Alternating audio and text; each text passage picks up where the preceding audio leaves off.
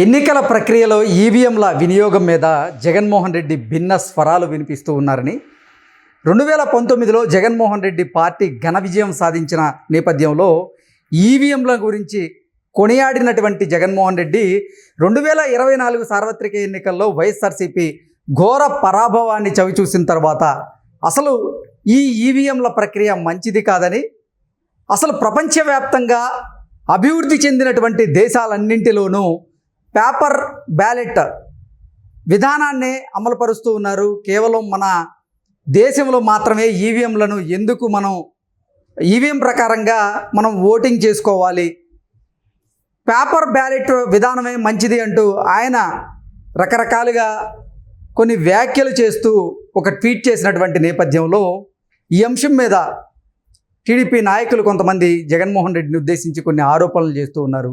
ఈ నేపథ్యంలోనే ఈ అంశం మీద మనం విశ్లేషణ చేసుకునేటువంటి ప్రయత్నం చేద్దాం. ప్రస్తుతం మనతో పాటు ఉన్నారు ప్రముఖ రాజకీయ విశ్లేషకులు కృష్ణకుమారి గారు. మేడంతో మాట్లాడదాం. మేడం నమస్తే. నమస్తే. ఎన్నికల ప్రక్రియలో ఈవీఎంల వినియోగం మీద జగన్మోహన్ రెడ్డి భిన్న స్వరాలు వినిపిస్తూ ఉన్నారు. 2019లో ఆయన ఘన విజయం సాధించినప్పుడేమో ఈవీఎంల వినియోగం సూపరు డూపరు అంటూ కొనియాడినటువంటి జగన్మోహన్ రెడ్డి 2024లో వైఎస్ఆర్సీపీ ఓటమి బాట పట్టాక అసలు ఈ ఈవీఎంలతో ఓటింగ్ చేసే విధానం మంచిది కాదు, ఈవీఎంలను ట్యాంపరింగ్ చేయొచ్చు, పేపర్ బ్యాలెట్ ఓటింగే కరెక్టు అంటూ ఆయన ట్వీట్ చేయడం ఎంతవరకు కరెక్టు? అప్పుడు అలా అంటే గెలిస్తేనేమో దానికి అనుకూలంగా, ఓడిపోతేనేమో దీనికి వ్యతిరేకంగా జగన్మోహన్ రెడ్డి భిన్న స్వరాలు వినిపిస్తున్నారంటూ టీడీపీ నాయకులు ఆయన మీద ఆరోపణలు చేస్తూ ఉన్నారు. దీన్ని ఎలా చూడాలి మేడం? అదే మీరు చెప్పేశారుగా, మొత్తం ద్వంద్వ వైఖరి. అప్పుడేమో ఫస్ట్ మొదలు మాట్లాడింది సజ్జల రామకృష్ణారెడ్డి మాట్లాడాడు పోయినసారి. ఏమంటే రిజల్ట్ కూడా రాకముందే అనుకుంటా చంద్రబాబు నాయుడు కూడా ఆ రోజు మాట్లాడాడు, ఈవీఎంలు ఏదో చేస్తున్నారు, ఈవీఎంలు ఏదో చేస్తున్నారని ఆ రోజు మాట్లాడితే ఓడిపోతామని తెలిసి ఇలా ఈ కొత్త పల్లవి అందుకున్నాడు చంద్రబాబు నాయుడు అని చెప్పి, అసలు అట్లా జరగటం కుదరదు, అలా అవ్వదు, అది ఇది అని చెప్పి అసలు మొత్తం మా ప్రజల గెలుపు, మా గెలుపు, అది ఇది అని చెప్పి చాలా మాట్లాడి, ఈయన గెలవకపోతే పదవి లేకపోతే బతకలేడు, పదవి కోసం పదవి కాంక్ష, పదవి కోసం అర్రులు చేస్తున్నాడు, ఇప్పటి వరకు సంపాదించుకుంది సరిపోలేదు ఈయనకి, ఇలా రకరకాల వ్యాఖ్యానాలు చేసి చంద్రబాబు నాయుడిని ఎంత అబాస్పాలుగా మాట్లాడాలో అంత అబాస్పాలుగా మాట్లాడి అదేమంటే ఈయన అంటే టెక్నాలజీ పర్సన్ని, అంటే టెక్నాలజీ పర్సన్ని, అసలు ప్రపంచం మొత్తానికి టెక్నాలజీ నేనే నేర్పాను అన్నట్లు చెప్తాడు కదా. మరి ఈయన ఎందుకు ఈవీఎంలు అంటే కూడా అది ఒక రకమైన టెక్నాలజీకి సంబంధించింది కదా, అలాంటి ఈవీఎంలని వద్దంటున్నాడు అని అంటే తనకు నష్టం జరిగేసరికి, తనకి పదవి లేకపోయేసరికి ఇప్పటిదాకా నమ్మిన టెక్నాలజీని కూడా కాలు కింద వేసి తొక్కుతున్నాడు. అస్సలు వాళ్ళ ఇష్టానికి మాట్లాడి ఇప్పుడు ఈసారి ఎలక్షన్లో వాళ్ళు ఓడిపోయి మామూలు ఓటమి కూడా కాదు. అప్పుడు ఇంకా ఒక రకంగా చంద్రబాబు నాయుడికి 23 అన్నా వచ్చాయి, వీళ్ళకి మరి 11 వచ్చాయి కదా. దీని నుంచి తేరుకోలేకపోతున్నారు. అయినా కానీ పాపం ఆ ఓటమి నెపాన్ని ఈవీఎం ట్యాంపరింగ్ అనే ఒక సాకు పెట్టి కాదు అసలు వీళ్ళు ఏం మాట్లాడాలో అర్థం కాని ఒక అయోమయ స్థితిలోకి వెళ్ళిపోయారు. ఈవీఎంల గురించి పెద్దగా మాట్లాడింది కూడా లేదు వాళ్ళు మొదట్లో. ఎప్పుడు మాట్లాడడం మొదలెట్టారు? ఈ ఆడుదాం ఆంధ్ర విషయమన్ను, ఈ రిషికొండ మ్యాటర్ వచ్చిన తర్వాత అప్పుడు మొదలెట్టారు. ఎందుకంటే ఇప్పుడు వాళ్ళకి కావాల్సింది ఏంటి? డైవర్షన్ పాలిటిక్స్ కావాలి వాళ్ళకి. అటెన్షన్ ఉండటానికి వీల్లేదు. ఈ గత 5 సంవత్సరాలు చేసింది అదే పని, వాళ్ళు అదే ఎన్నుకున్నారు. ఇప్పుడు ఎన్నుకుని సజ్జల రామకృష్ణారెడ్డి అయితే ఎక్కడా మాట్లాడట్లేదు, బయటికి రావట్లేదు. అందుకని కొత్త వాళ్ళు ఇప్పుడు పోయినసారి ఏంటి, ఆయనకి నచ్చిన జర్నలిస్టులతోటి, అంటే కొమ్మినేని సాక్షి జర్నలిస్ట్ కదా, ఆయనతో చెప్పించుకున్నారు. ఆయన చెప్పిన మాటలు ఒకసారి విందాం మేడం. అర్థం లేని ఆరోపణలు చేసి తద్వారా ఏదో లాజిక్ లబ్ధి పొందాలనుకుంటే అది అయ్యే పని కాదు. నేను అనుకోవటం వీవీప్యాట్లని ఈవీఎం ఇప్పుడు వేలకు వేల మెజార్టీ వచ్చింది, ఎక్కడ తేడా వస్తుంది? వీవీప్యాట్లో 1-2 తేడా వస్తుంది, ఒక 40-50 తేడా వచ్చింది అనుకుందాం. 40-50 తోటి గెలిచే పరిస్థితి లేదు కదా అక్కడ. ఎక్కడైనా ఒక నియోజకవర్గంలో 1-2 తేడా ఉంటే ఎస్ అది చెప్పొచ్చు. మొత్తం వేలకు వేల మెజార్టీలతోటి వీళ్ళు గెలిచారనుకోండి, అప్పుడు ఇక వాటికి అర్థం ఏముంటుంది? సో అర్థం లేని ఆరోపణలు మళ్ళీ చేస్తే ఇక అర్థం లేని ఆరోపణలు చేసి తద్వారా ఏదో లాజిక్ లబ్ధి పొందాలనుకుంటే అది అయ్యే పని కాదు. నేను అనుకోవటం వీవీప్యాట్లన్నీ ఈవీఎం ఇప్పుడు వేలకు వేల మెజార్టీ వచ్చింది, ఎక్కడ తేడా వస్తుంది? వీవీప్యాట్లో 1-2 తేడా వస్తుంది, ఒక 40-50 తేడా వచ్చింది అనుకుందాం. 40-50 తోటి గెలిచే పరిస్థితి లేదు కదా అక్కడ. ఎక్కడైనా ఒక నియోజకవర్గంలో 1-2 తేడా ఉంటే ఎస్ అది చెప్పొచ్చు. మొత్తం వేలకు వేల మెజార్టీలతోటి వీళ్ళు గెలిచారనుకోండి, అప్పుడు ఇక వాటికి అర్థం ఏముంటుంది? సో అర్థం లేని ఆరోపణలు మళ్ళీ చేస్తే ఇక మనం ఏం చేయాలి? ఆయన ఇప్పటికే మీరు చెప్పినట్లుగా ఒక ప్రముఖ ఛానల్లో పనిచేసేటువంటి ఒక ప్రముఖ జర్నలిస్ట్ 2019లో జగన్మోహన్ రెడ్డి ఘన విజయం సాధించిన నేపథ్యంలో అప్పుడు చంద్రబాబు గారు ఈవీఎంల ట్యాంపరింగ్ జరిగింది అంటూ కొన్ని ఆరోపణలు చేసిన నేపథ్యంలో ప్రముఖంగా చెప్పింది ఏంటంటే మెజారిటీ గురించి ప్రస్తావించారు. అప్పుడు వైఎస్ఆర్ పార్టీకి వచ్చిన మెజారిటీ కన్నా కూడా ఇప్పుడు టీడీపీ వాళ్ళకి వచ్చిన మెజారిటీ చాలా ఎక్కువ వచ్చింది. ఆయన చెప్పింది మాట్లాడదాం, మనం ఏం కొత్త ఏం కల్పించక్కర్లా.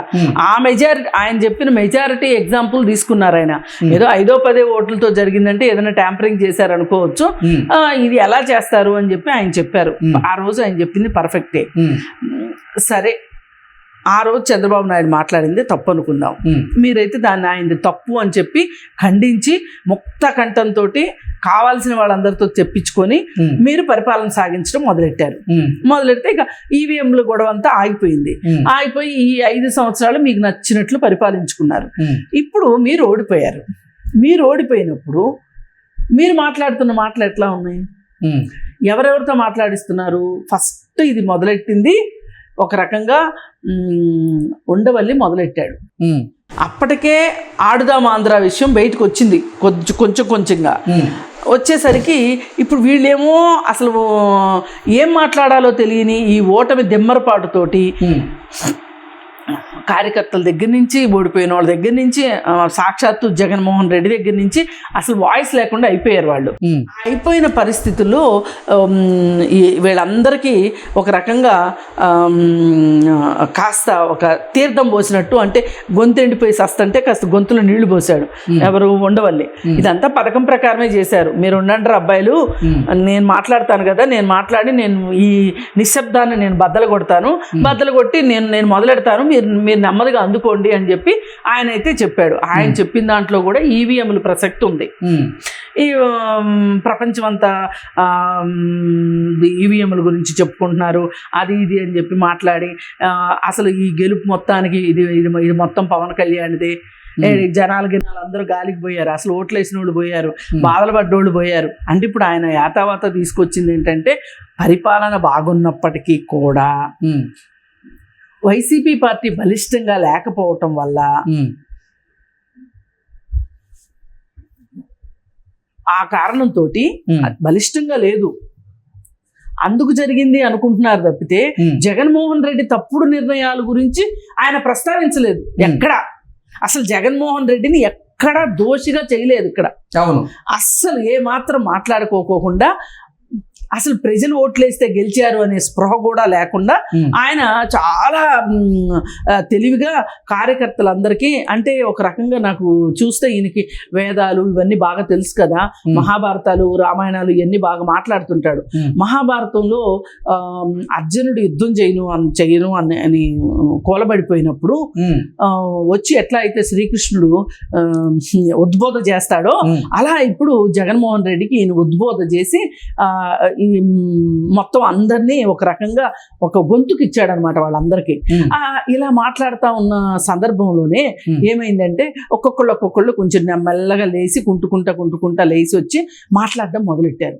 ఈ లోపు ఈ ఆడుదాం ఆంధ్ర కాస్త మరి ఇప్పుడు చిన్న గీత ముందు పెద్ద గీత ఎట్లయినా పెద్ద గీతే కదా, ఇప్పుడు పెద్ద గీత వచ్చి పడింది వీళ్ళకి. ఆ పెద్ద గీత ఏంటి అంటే రిషికొండ విషయం ఎప్పుడైతే బయటకు వచ్చిందో ఇంకా మొత్తం బ్యాచ్ దిగిపోయారు. బ్యాచ్ లో ఎవరెవరు ఉన్నారంటే పంచప్రభాకర్, వాడు అమెరికా నుంచి. అసలు అంతకు ముందంతా నీకు పార్టీ నడపటం రాదు, జగన్మోహన్ రెడ్డిని, అంటే జగన్మోహన్ రెడ్డి వైఎస్ఆర్సీపీ ఈసారి ఘోర పరాభవం తర్వాత మొదటిసారిగా పంచప్రభాకర్ ప్లేట్ ఫిరాయించారు. ప్లేట్ ఫిరాయించి మరి మళ్ళీ ఏమి మాత్రలు వేశారు వీళ్ళు, మళ్ళీ మొత్తం యూటర్న్ తీసుకున్నాడు పూర్తిగా. యూటర్న్ తీసుకుని అప్పుడు అన్ని మాట్లాడి అసలు నీకు పార్టీ అంటే తెలుగుదేశం లాగా ఉండాలి, చంద్రబాబు నాయుడు చూసి నేర్చుకో, అది చెయ్యి ఇది చెయ్యి. క్షేత్రస్థాయిలో తెలుగుదేశం పార్టీ బలంగా ఉంది, కానీ అసలు వైఎస్ఆర్సీపీ ఏడుంది బలం, నీకు చేత కాకపోతే చెప్పు, ముసుగేసుకుని ఏడవటం కాదు అది ఇదే చాలా పరుషంగా మాట్లాడినోడు మళ్ళీ ఏమైందో కానీ యూటర్న్ తీసుకుని ఈవీఎంల వ్యవహారం వేసుకొని వచ్చాడు. ఇప్పుడు ఎవరైనా సరే ఏమడుగుతారు, రిషికొండ ప్యాలెస్ గురించి చెప్పరా గాడిద అంటారు కదా. అందుకని వాడు తెలివిగా ఏం చేశాడు అంటే అసలు ఎలన్ మస్క్ అనేవాడు ప్రపంచ దొంగవాడు, వాడు ఏది మాట మీద నిలబడే రకం కాదు. వాడు ఎందుకు అన్నాడంటే అసలు వాడికి ఏమన్నా ఈవీఎంల కాంట్రాక్ట్ వస్తుందేమోనని చెప్పి పైగా ఈ పేరు చెప్పి వాడి ఏఐ బిజినెస్ని పెంచుకోవటం కోసం ఈ రాగం తీశాడు వాడు. ఆ రాగాన్ని ఈయన అందుకొని పంచప్రభాకరు అసలు వీడంటే పంచప్రభాకరు వీడి మొహానికి వీడికి భారతదేశం వచ్చే ధైర్యం దమ్ము ధైర్యం లేదు. వీడు ప్రపంచ దేశాలందరితోటి నేనంట కూడగట్టి ఒక ఉద్యమంలాగా చేస్తాడంట పంచప్రభాకరు ఈ ఈవీఎంల మీద. ఇట్లా రకరకాల వేషాలు వేసి ఇవన్నీ చూస్తే తేలింది ఏంటి ఫైనల్గా మనకి అంటే వీళ్ళు ఋషికొండ విషయాన్ని, ఆడదామాంధ్ర విషయాన్ని పక్కకి నెట్టడం కోసం మీడియా అటెన్షను వాటికి దొరకకుండా ఇవాళ అందరూ ఈవీఎంల గురించి మాట్లాడుతున్నారు. మనం కూడా ఏం మాట్లాడేవాళ్ళం, ఇంకేం స్కామ్ ఉంది అని మాట్లాడేవాళ్ళం. ఈవీఎంల గురించి మాట్లాడుతున్నామా లేదా, వాళ్ళకి కావాల్సింది ఇదే. అందుకని ఈవీఎంల్లో తప్పుంటే అసలు తప్పు లేదు అని వాదించిన వాళ్ళంతా ఇవాళ ప్లేట్ ఫిరాయించి తప్పు ఉంది అని మాట్లాడుతున్నారు. దీని గురించి పెద్ద చర్చ పెట్టాల్సిన అవసరమే లేదు. పైగా ఇంకొక మహానుభావుడు అయితే ఆయన చాలా పెద్ద మహానుభావుడు, అసలు ఆయన తెలివితేటలు ఆయన నా అంత మేధావి లేడు అనుకుంటాడు. ఆయనకు మొత్తం జుట్టు బుర్రాగడ్డం మొత్తం మెరిసిపోయింది. ఆ మహానుభావుడు ఏం చెప్తున్నాడంటే మళ్ళీ ఎలక్షన్లు వస్తాయని చెప్తున్నారు, రీఎలక్షన్ జరుగుతుందని చెప్తున్నాడు. ఏమన్నా అర్థం ఉందా అండి? ఎందుకు ఇలాంటి మాటలు మాట్లాడుతున్నారు? అసలు ఇప్పుడు ఏం జరుగుద్దో చెప్పమంటారా? ఈ పంచప్రభాకరు ఇలాంటి వాళ్ళందరూ మాట్లాడిన మాటలు ఇంకొక లాజిక్ కూడా మనం మర్చిపోకూడదు. అసలు నిజంగా ఈవీఎంలే అలా చేయదలుచుకుంటే చంద్రబాబు నాయుడికి మోడీకి ఎంత వైరం ఉందో ప్రపంచం మొత్తానికి తెలుసు. ఇప్పుడు తప్పనిసరి పరిస్థితుల్లో చంద్రబాబు నాయుడుతో జతకట్టాడు, కానీ మామూలు పరిస్థితులు అయితే జతకట్టే పరిస్థితి లేదు. అలాంటి మోడీ చంద్రబాబు నాయుడిని అయితే గెలిపిస్తాడు, కానీ ఆయన చేతులు ఉన్న వ్యవహారంతో తను మాత్రం 245 తెచ్చుకుంటాడా? 245 తెచ్చుకోడు కదా. తను ఇవాళ అందరి మీద ఆధారపడాల్సి వస్తుంది కదా. ఈ ఆధారపడే పరిస్థితి లేకోకుండా తనకే ఎక్కువ సీట్లు తెచ్చుకునేవాడుగా మోడీ. ఈ చిన్న లాజిక్ మర్చిపోతే ఎట్లా ఈ అపర మేధావులందరూ?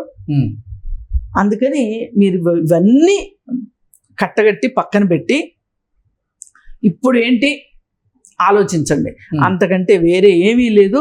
ఒక్కవేళ ఈవీఎంలతో ప్రాబ్లం అయితే గనక వచ్చే ఎలక్షన్ లాంటివి చూసుకోవచ్చు, కానీ ఈ ఎలక్షన్ వరకు ఇది ఎలక్షన్ జరిగిపోయింది. ఇది ప్రజల తీర్పు ఇచ్చేశారు. ఇప్పుడు ఇదంతా ఏంటో తెలుసా అండి? ఎవరిని అవమానించినట్టు అనుకుంటున్నారు? ప్రజల నిర్ణయాన్ని అవమానించినట్లు, మెజారిటీ తీర్మానాన్ని మీరు వ్యతిరేకించినట్లు. పైగా మీరంతా మేధావులు, పెద్ద పెద్ద జర్నలిస్టులు. ఇప్పుడు కొంతమంది మేధావులు తెలివిగా ఈ అంశాలను ఏమి ముట్టుకోకుండా వాళ్ళు మాట్లాడుతున్నారు. కొంతమంది మటుకు ఇంకా పిచ్చి ఎక్కింది కదా, అంటే కొంతమంది ఏంటంటే డబ్బుల కోసం పిచ్చి ఎక్కినట్టు యాక్షన్ చేశారు, కొంతమంది ఏమో నిజంగా పిచ్చి ఎక్కించుకున్నారు. ఆ నిజంగా పిచ్చి ఎక్కించుకున్న వాళ్ళకి ఇంకా దిగల పిచ్చి, అందుకని అవే పాటలు పాడుతున్నారు అనమాట. ఆ రోజు ఏం మాట్లాడాము, ఇప్పుడు నిన్న మాట్లాడింది ఇవాళ విభేదించుకోవటం, ఇవాళ విభేదించిన దాన్ని రేపు మళ్ళీ సపోర్ట్ చేసుకోవడం, ఇలా కుప్పిగంతులు వేస్తున్నారు వీళ్ళు. అందుకని ఇవి మానుకుని ప్రజల సమస్యల గురించి మీ తెలివితేటలు ఏమైనా ఆలోచిస్తే మంచిదని నేను కోరుకుంటాను. Okay madam, thank you so much. Thank you.